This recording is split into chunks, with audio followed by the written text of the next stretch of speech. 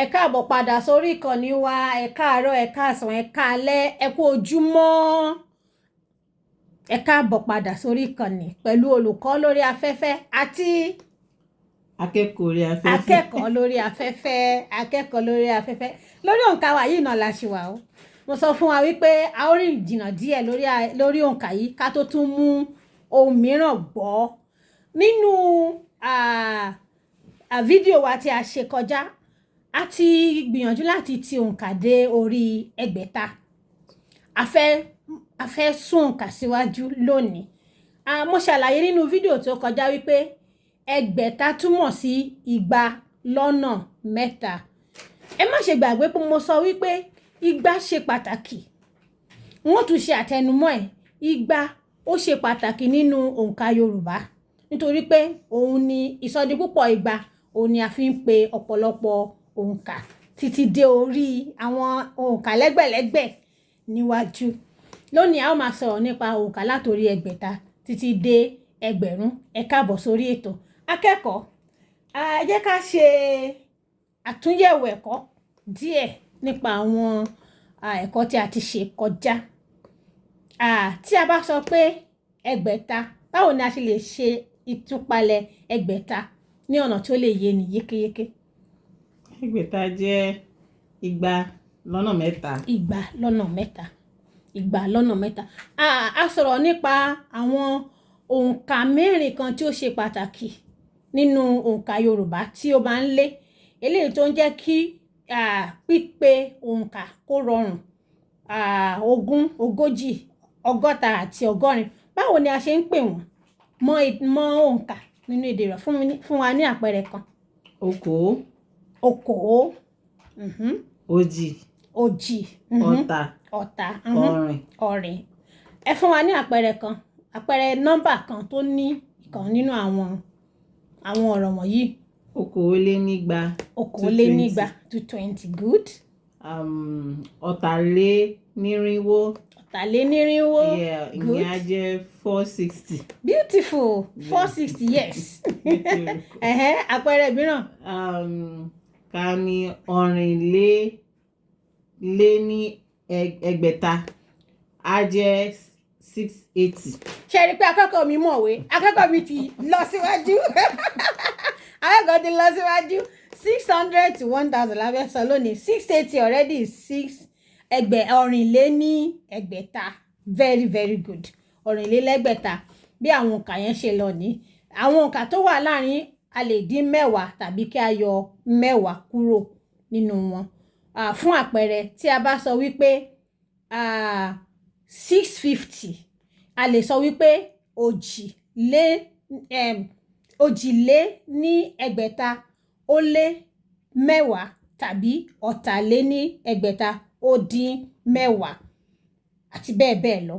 Àwọn òǹkà tí ó súnmọ́ra ó rọrùn. Mo rántí pé mo ṣe àpẹẹrẹ kan nínú fídíò wa tí ó kọjá. Fún àpẹẹrẹ, tá bá sọ pé 635, a lè sọ pé ẹgbẹ̀ta lé ní okòólélẹ́gbẹ̀ta ó lé 15. Why that is technically correct, it's a bit long and ṣé kí n sọ pé awkward ni àbí? So I rí pé 40 is closer to 35 than 20. So bí àwọn òǹkà yẹn ṣe lọ, no, there is a kind of technicality in between. So ó rọrùn láti sọ pé òjìlélẹ́gbẹ̀ta ó dín 5 ju pé ká wá sọ pé okòólélẹ́gbẹ̀ta ó lé 15 ó lé 15. Ó fẹ́ wọ́ díẹ̀. Off a bit. Yeah. Yes. So àwọn ó túmọ̀ sí pé there is kind of appropriateness in the arrangement of the numbering system in Yoruba system. Mo lérò pé ó ń yé wa. Láti ẹgbẹ̀ta sí ẹgbẹ̀rún báyìí. A ó máa sọ̀rọ̀ nípa ẹgbẹ̀ta títí dé orí ẹgbẹ̀rún. Gẹ́gẹ́ bí mo ṣe sọ, ó rọrùn láti lo òǹkà tí ó súnmọ́ ju àwọn òǹkà tí ó jìnnà. Ṣùgbọ́n gẹ́gẹ́ bí akẹ́kọ̀ọ́ tí ó ṣẹ̀ṣẹ̀ ń kọ́ nípa èdè tàbí nípa òǹkà tí à ń sọ̀rọ̀ nípa yìí, ó ṣeéṣe kí àmúlùmálà wà. Kò sí ẹ̀ṣẹ̀ ń bẹ rárá.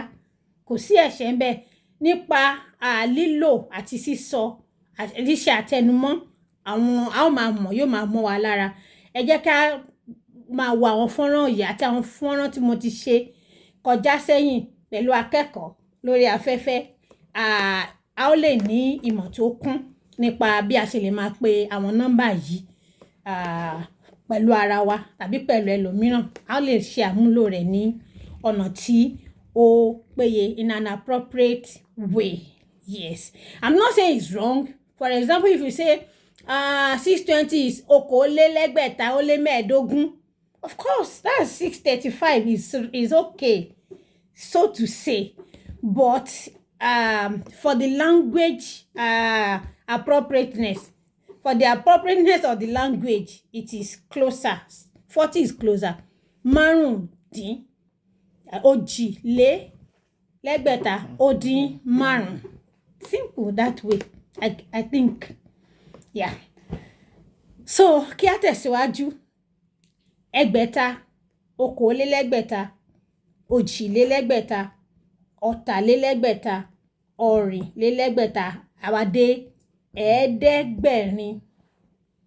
Ẹ̀ẹ́dẹ́gbẹ̀rin, ẹgbẹ̀ta, ẹ̀ẹ́dẹ́gbẹ̀rin, ẹgbẹ̀rin, ẹ̀ẹ́dẹ́gbàrún, ẹ̀ẹ́dẹ́gbẹ̀rún, ẹgbẹ̀rún. That is 1,000. That is igba márùn, 200 times 5. Yeah. That is the explanation briefly. Akẹ́kọ̀ọ́. Yeah. Ṣé ìbéèrè wa? Oúnjẹ wa bẹ́ẹ̀ ṣe ń bẹ̀ yín kọ́ wa lórí. Oúnjẹ wa. Ẹgbẹ̀ta is 200 times 3. Ẹgbẹ̀rin is 200 times 4. Ẹgbẹ̀rún is 200 times 5. 200 times 5. 1,000. Simple. And in between is minus 100. Ẹ̀ẹ́dẹ́gbẹ̀. Yeah. Ẹ̀ẹ́dẹ́gbẹ̀. So let's read it together now. From 600. 600 is Ẹgbẹ̀ta. 700 is Ẹ̀ẹ́dẹ́gbẹ̀rin. 800 is Ẹgbẹ̀rin. 900 is Ẹ̀ẹ́dẹ́gbẹ̀rún. and 1,000 is Ẹgbẹ̀rún. ẹgbẹ̀rún. Very good. Ẹ má gbàgbé pé a sọ nínú fọ́nrán tó kọjá, the principle of 40 and 20, 40, 60 and 80 is the same. It's just the same. All you need is the ẹgbẹ̀ta, ẹ̀ẹ́dẹ́gbẹ̀ta, ẹgbẹ̀rin, ẹ̀ẹ́dẹ́gbẹ̀rin, ẹgbẹ̀rún, ẹ̀ẹ́dẹ́gbẹ̀rún, ẹgbẹ̀rún. That's all you need. Just do the minus and plus and minus. Àròpọ̀ àròpọ̀ àti àyọkúrò ló bá tán. Kò jù bẹ́ẹ̀ lọ ní nípa òǹkà láti ẹgbẹ̀ta títí dé ẹgbẹ̀rún. A tún máa rí yín nínú fọ́nrán wa mìíràn tí ó ń bọ̀ láìpẹ́ pẹ̀lú akẹ́kọ̀ọ́ lórí afẹ́fẹ́. Gẹ́gẹ́ bí a ṣe sọ, ẹ má gbàgbé láti bá wa fọwọ́ sí àwọn fọ́nrán wọ̀nyí. Like, share, comment, and please subscribe to our YouTube channel. We will be glad you do. Inú wa yóò dùn pé ẹ ṣe bẹ́ẹ̀. Inú wa yóò dùn pé ẹ ṣe bẹ́ẹ̀. A ó tún máa rí yín láìpẹ́. Akẹ́kọ̀ọ́, ẹ dágbére fún àwọn èèyàn wa online lórí afẹ́fẹ́. Ẹ ṣé gan ni o, ẹ ṣé àdúpẹ́ tẹ̀ ń fi ìfẹ́ hàn sí fídíò wa. Ẹ dẹ̀ sì máa bá wa like, ẹ máa bá wa share, ẹ dẹ̀ sì máa subscribe. Bẹ́ẹ̀ dẹ̀ sì ń ṣe àdúpẹ́ pé Ọlọ́run á máa wà pẹ̀lú gbogbo wa. Ọlọ́run á máa wà pẹ̀lú gbogbo wa. Ìpàdé wa bí oyin o nínú fọ́nrán mìíràn. Ó dàbọ̀.